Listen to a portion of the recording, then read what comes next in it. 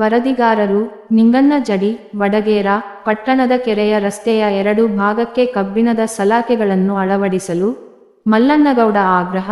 ವಡಗೇರ, ಪಟ್ಟಣದ ತುಮಕೂರು ವಡಗೇರ, ಯಾದಗಿರಿ ಮುಖ್ಯ ರಸ್ತೆಗೆ ಹೊಂದಿಕೊಂಡಿರುವ ಸಣ್ಣ ಕೆರೆಯ ಅಕ್ಕಪಕ್ಕದ ರಸ್ತೆಗೆ ಕಬ್ಬಿಣದ ಸಲಾಕೆಗಳನ್ನು ಅಳವಡಿಸುವಂತೆ ಕರ್ನಾಟಕ ರಾಜ್ಯ ರೈತ ಸಂಘ, ಹಸಿರು ಸೇನೆ ವಾಸುದೇವ ಮೇಟಿ ಬಣದ ಜಿಲ್ಲಾಧ್ಯಕ್ಷ ಮಲ್ಲನ್ನಗೌಡ ಹಗರಟಗಿ ಜಿಲ್ಲಾಡಳಿತಕ್ಕೆ ಆಗ್ರಹಿಸಿದ್ದಾರೆ.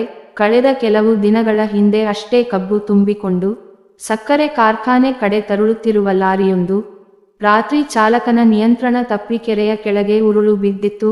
ಅದೃಷ್ಟವಶ ಚಾಲಕ ಪ್ರಾಣಾಪಾಯದಿಂದ ಪಾರಾಗಿದ್ದ.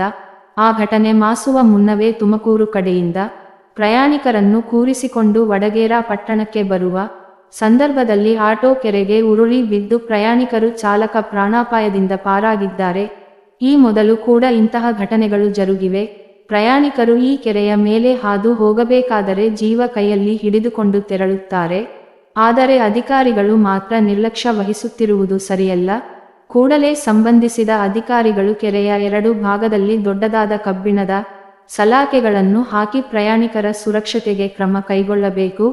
ಒಂದು ವೇಳೆ ವಿಳಂಬ ಮಾಡಿದ್ದಲ್ಲಿ ವಡಗೇರ ತಹಸೀಲ್ದಾರ್ ಕಚೇರಿ ಮುಂದೆ ಉಗ್ರ ಹೋರಾಟ ಮಾಡುವುದಾಗಿ ಕರ್ನಾಟಕ ರಾಜ್ಯ ರೈತ ಸಂಘ, ಹಸಿರು ಸೇನೆ, ವಾಸುದೇವ ಮೇಟಿ ಬಣದ ಜಿಲ್ಲಾಧ್ಯಕ್ಷ ಮಲ್ಲನ್ನಗೌಡ ಹಗರಟಗಿ ಎಚ್ಚರಿಸಿದ್ದಾರೆ.